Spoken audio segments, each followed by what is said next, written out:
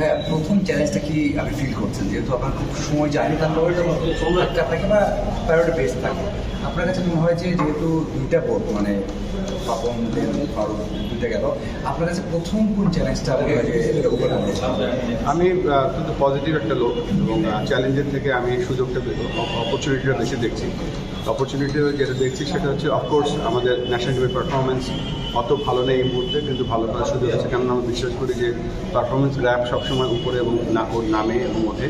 So সেই জায়গাটা আমরা মনিটর করবো ন্যাশনাল টিমের performance. At the same time দেশব্যাপী সবাইকে কীভাবে ক্রিকেটে সম্পৃক্ত করতে পারি। আপনারা জানেন যে আমরা আইসিসিকে আমরা প্রতিশ্রুতি দিয়েছিলাম 2000 সালে যখন টেস্ট স্ট্যাটাস পাই যে আমাদের ক্রিকেটকে ডিসেন্ট্রালাইজ করবো, সেটা আজ পর্যন্ত আমরা করতে পারিনি। ইনশাআল্লাহ আমাদের প্রথম কাজই হবে ক্রিকেটটাকে বাংলাদেশ সর্বত্র ছড়িয়ে দেওয়া, এবং সেই জন্য আমরা যে প্ল্যানগুলো করেছি গতকালকে, এবং সেটা আমরা খুব শীঘ্রই আমরা সেটা ডেলিভারি করা শুরু করবো। সো আমাদের প্রায়োরিটি ওয়ান হচ্ছে অবশ্যই পারফরমেন্স, এবং দেশব্যাপী আমরা ক্রিকেটকে কীভাবে ছড়িয়ে দিতে পারি, নট অনলি ছড়িয়ে দেওয়া, কীভাবে আমরা নতুন নতুন কোচ তৈরি করতে পারি, নতুন ম্যানেজমেন্ট তৈরি করতে পারি, গ্রাউন্ড ফ্যাসিলিটি বাড়াতে পারি, এবং সেই সাথে সাথে তাদের খেলার ব্যবস্থা করতে পারি। নম্বর হচ্ছে যে আমার এখনও 48 ঘন্টা হয়নি। আমি এই মুহূর্তে এই এত বড় কমিটি যেতে পারবো না, তবে আমরা একটা দিক নির্দেশনা গতকালকে দিয়েছি যে আমাদের ক্রিকেটের এইগুলো সেফ থাকে, এবং আমরা কীভাবে আমাদের এই যে আমরা বিশ্বাস করি যে ফান্ডগুলো ক্রিকেট বোর্ড আমানত হিসেবে নেয়, এটা ক্রিকেটের টাকা, এবং আমরা চেষ্টা করবো এই ক্রিকেটের আমানতটা যেন আমরা ভালোভাবে ব্যবহার করতে পারি for the growth of this game. Cricket operation ডিপার্টমেন্টের চেয়ারম্যান এখন পাকিস্তানে অবস্থান করছেন।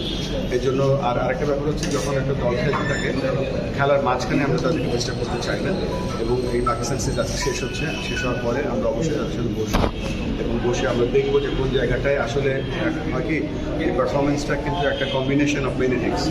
আমরা খুঁজে বের করবো যে কোথায় দুর্বলতা ছিল, সেই জায়গায় আমরা কাজ করবো।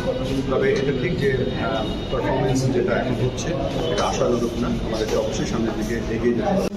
কমিটিগুলো আছে সেখানে কোনো ডিস্টার্ব করবো না, কেননা আপনারা জানেন যে এই কমিটিগুলো সাধারণত রান করা হয় সাবজেক্ট ম্যাটার এক্সপার্ট হিসেবে, তাদেরকে আমরা ডিস্টার্ব করবো না, বাট আমরা রিভিউ করে আমরা দেখবো যে কোন জায়গাটায় আমাদের অ্যাডজাস্টমেন্ট দরকার আছে, কোন জায়গাটা ভালো করছে, কোন জায়গাটায় আমাদের বাদ দিতে হবে, সেগুলো অবশ্যই আমরা দেখবো।